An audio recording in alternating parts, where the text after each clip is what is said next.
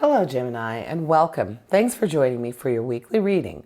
Please let me know how I'm doing in the comments below and like if you enjoyed our time together. Now, let's see what Spirit has for you this week. So, we are starting with the Page of Wands, the Hanged Man, the Eight of Wands, the Queen of Swords, the King of Pentacles, and the Six of Cups. So I like that balance there with the wands and the wands. So let's go ahead and start with that.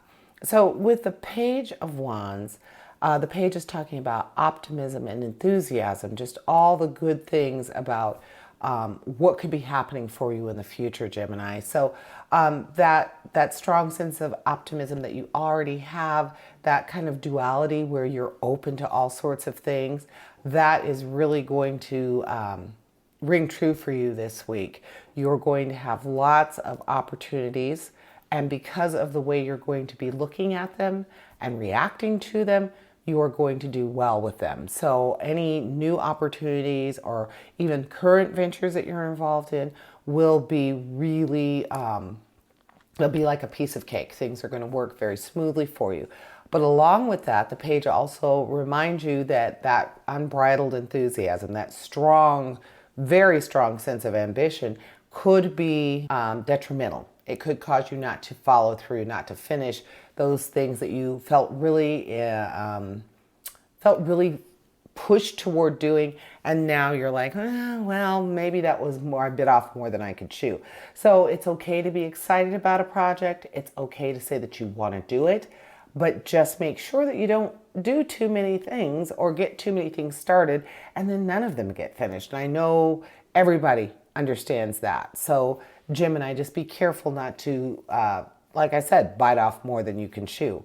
Now, with the Eight of Wands, we are talking about changes and a period of time where a lot of things are going to be happening for you. So the Page and the Eight are definitely speaking to each other in this case because we already said you have all these irons in the fire, all these ideas. You're just brimming over with enthusiasm and you just can't wait to get at this stuff. But the Eight of Wands is saying, yeah, that's going to happen, but this is going to happen, and this is going to happen, and this is going to happen, and you have to be ready to handle all of them to do them well. So some travel might be involved with this, especially if it's involving something that you want to do that's not where you're at, not where you are currently, and you're going to have to go elsewhere to accomplish this. Again, be careful of that lacking follow through, because you may get to your destination and decide you don't want to do any of the things that you had in mind. And now, whoop, more stuff that's just laying there, not done. So just be really aware of what you want to do. Choose carefully what you want to do and then move forward with that, because otherwise you're going to have a lot of unfinished business, and that's not a good thing.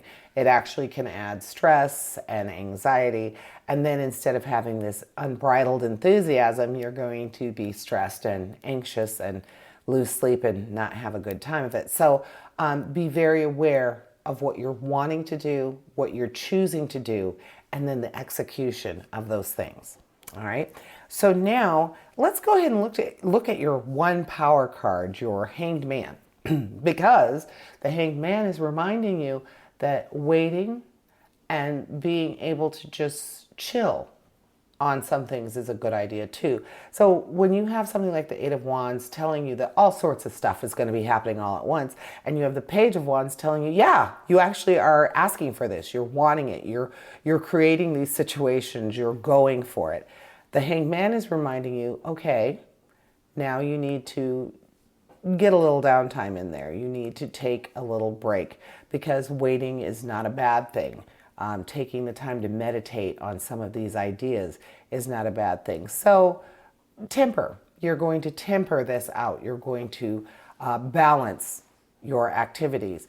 Whether you need to multitask, whether you're excited about multitasking, remember that take a moment to really know how you want to move forward.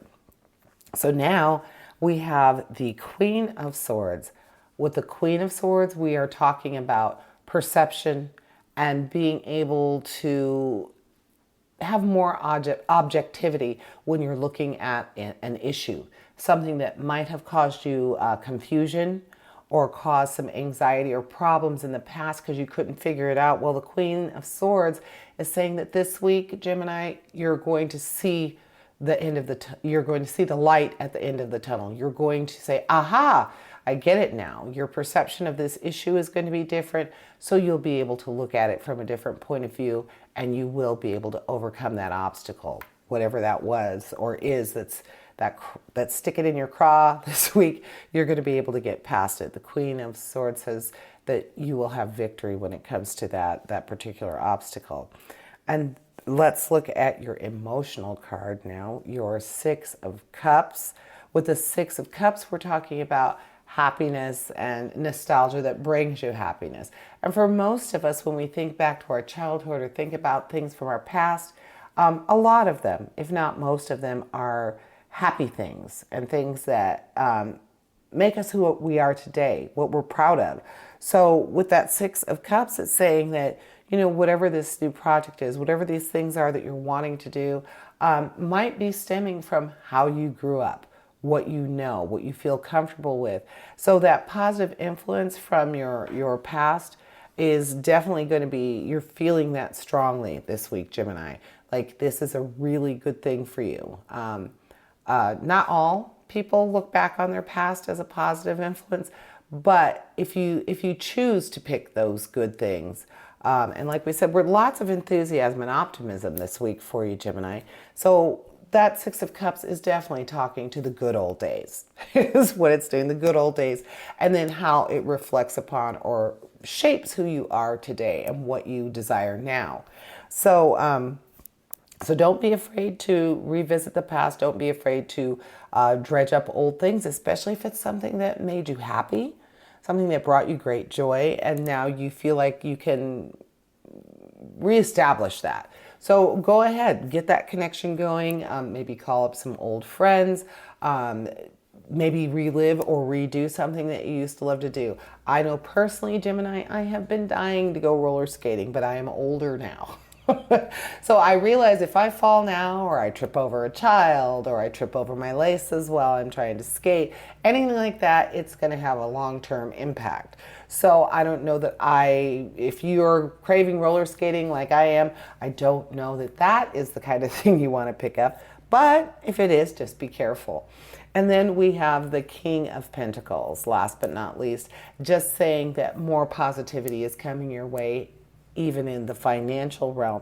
So all of these things could link together, but I'm feeling like with that the King of Pentacles is just saying overall you have done very well for yourself economically, and now you're feeling that power of generosity. You're feeling very secure, feeling abundance in the financial realm. So that is just going to enable all these other things to move more fluidly. So that's awesome, and good luck with the past, and be careful of your future. And that's what I'm seeing for you this week, Gemini. Thank you for joining me, and I invite you to tune in for my Weekend Energy show, which airs this Thursday. And as always, essentially, we all have a divine purpose. Embrace the universe and live your dream.